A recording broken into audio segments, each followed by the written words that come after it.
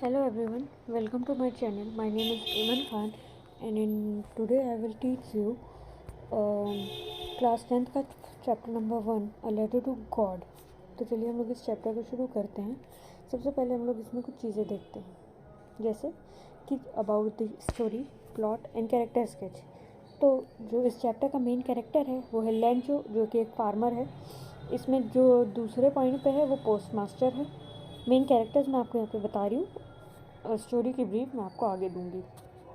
उसके बाद third number पे लेंट्रो की फैमिली, उसके वाइफ, उसके चिल्ड्रन, और उसके बाद एक जो पावर को जो मैंने यहाँ पे कैरेक्टर बताया वो है द गॉड।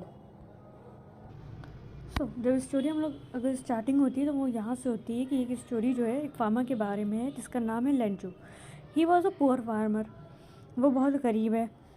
उसके पास कोई सोर्स ऑफ इनकम नहीं है सिवाय उसकी जो कॉर्न की फील्ड है जिसमें वो फार्मिंग करता है, और जिससे जो रेवेन्यू कलेक्ट होता है वही उसका जो है एक ओनली सोर्स ऑफ इनकम है। और एक नेचुरल डिज़ास्टर हेल स्टॉर्म्स आए और उन्होंने उसकी पूरी फील्ड को जो है बर्बाद कर दिया।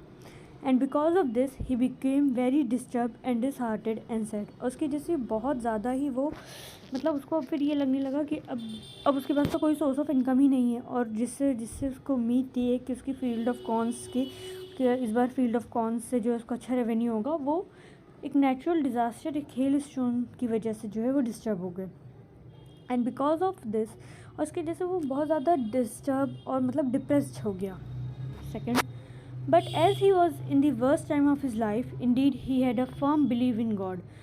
जैसे कि वो उसकी लाइफ का सबसे वर्स्ट टाइम था, क्योंकि उसके पास अब कोई सोर्स ऑफ इनकम नहीं। वो अपनी फैमिली को कैसे जो है उनको क्या खिलाएगा, कैसे जो है अर्निंग का क्या करेगा, वो उसको ये नहीं पता था कि उसका फ्यूचर अब क्या है। पर उसको गॉड पे एक फर्म बिलीव था, इतना यकीन कि इतना एक आम इंसान को ऐसे नहीं होता। और इतने ख़राब टाइम पे तो लोगों का वैसे भी थोड़ा हम लोग कहते हैं कि पता नहीं क्या होगा, वो ये सब तो सैड था कि उसका फ्यूचर क्या होगा, बट उसको गॉड पे बहुत यकीन था। वो हम लोगों को कैसे पता चलता है, आगे देखते हैं। ही believe that in that worst time, उसको ये लगता था कि उसका जो भी ये गलत बुरा जितना भी ये टाइम चल रहा है उसमें सिर्फ कोई एक चीज़ जो उसकी हेल्प कर सकती है, जो उसको इस बहुत बुरे टाइम से बाहर निकाल सकती है, वो सिर्फ गॉड है। जो उसकी हेल्प कर सकते हैं, उसको इस टाइम से बाहर निकाल सकते हैं और उसको हेल्प कर सकते हैं कि वो इस सिचुएशन को फिगर आउट करे। और इसी वजह से वो सोचता है वो क्या करे, तो फिर वो एक लेटर लिखता है। और तभी इस चैप्टर का नाम जो पढ़ा है a letter to God. Lencho जो लेटर लिखता है वो गॉड को लेटर लिखता है, और वो उनसे कहता है उस लेटर में कि वो उसको 100 पैसोज़ दें। पैसोज़ जो है उस टाइम पे जो है ये जैसे हमारे यहाँ रुपी है, ये एक करेंसी का टाइप है। पैसोज़ 100, अगर हम लोग इंडियन उसमें देखें तो 100 rupees. And with the same firm believe he is waiting for the response from the God. और उसके बाद वो क्या करता है कि वो लेटर लिखता है, उसको एक एनवेलप में रखता है और उसको पोस्ट कर देता है। और कभी भी, अब तो ये सब नहीं होता, पर अगर आप किसी से पूछें जिसने कभी लेटर पोस्ट किया हो, या हम लोग जैसे किसी को कुछ भी लेटर जैसे हम लोग को कभी लिखवाया जाता है तो फ्रॉम और टू, किसकी तरफ से और किसको, तो वो लिखता है फ्रॉम लेंचो टू गॉड। वो गॉड को ही लेटर लिखता है और जाके उसको पोस्ट कर देता है। और जितने यकीन से वो लेटर लिखता है वो उतने ही यकीन से इंतज़ार भी करता है कि उसको रिस्पॉन्स मिलेगा। Next, and when he got the response from the God which was a post master who did not want his face to be rude.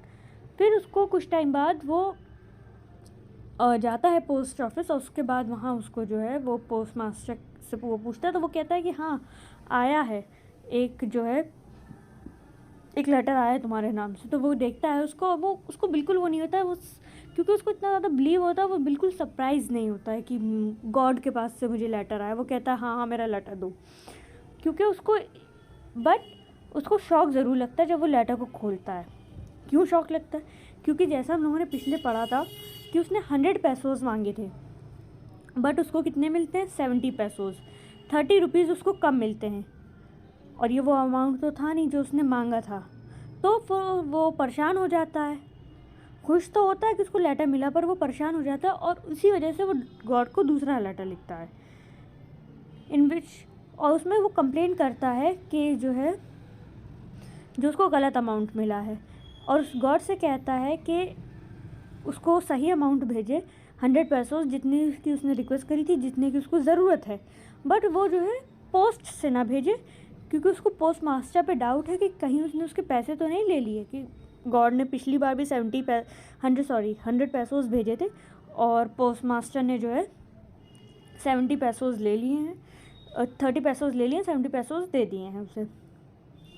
और इसलिए वो कहता है कि वो जो है गॉड्स को जब दोबारा लेटर लिखते हैं तो उसमें वो कंप्लेंट करता है, अपनी रिक्वेस्ट लिखता है कि वो उसको 100 पैसोज भेजे, पर पोस्ट के थ्रू ना भेजे, कोई और उससे किसी और ज़रिए से भेजें, क्योंकि कहीं ऐसा ना हो पिछली बार की तरह। उसको डाउट है कि पिछली बार पोस्ट मास्टर ने जो उसके पैसे स्टोल कर लिए हैं, चुरा लिए हैं, कहीं इस बार ऐसा ना हो कि वो इस बार भी उसके पैसे जो चुरा लें। तो ये एक शॉर्ट समरी है इस चैप्टर की, जिसका नाम है अ लेटर टू गॉड। और इस समरी में कुछ इम्पॉर्टेंट क्वेश्चंस बनते हैं। ये वो क्वेश्चंस हैं जो लास्ट ईयर के पेपर में भी आए हैं, जो आपकी बुक में भी हैं और जो इसमें क्वेश्चंस बन सकते हैं। और तो पहले हम लोग एक बार क्वेश्चन को समझ लेते हैं, और आप लोग भी ट्राई करिएगा कि आप लोग इन सारे क्वेश्चंस के आंसर सॉल्व करें। और जब सॉल्व करके मेरी जो ये देखिए, ये एमन खान 2328 मेरी इंस्टाग्राम आईडी है, इस पर आप लोग मुझे डीएम करें, और इसके जो सॉल्यूशंस हैं वो भी मैं अपनी आईडी पे ही पोस्ट करूँगी। तो पहला क्वेश्चन है, did Lencho try to find out who had send the money to him, why और वाई नॉट? क्या लेंचो ने कभी कोशिश करी थी कि उसको किसने पैसे भेजे? करी थी, और करी थी तो क्यों करी थी, और अगर नहीं करी थी तो क्यों नहीं करी थी? ठीक है। दूसरा क्वेश्चन, there are 2 kinds of conflict in the story between human and nature. इस स्टोरी में हम लोगों को 2 कॉन्फ्लिक्ट मिलते हैं बिटवीन ह्यूमन एंड नेचर।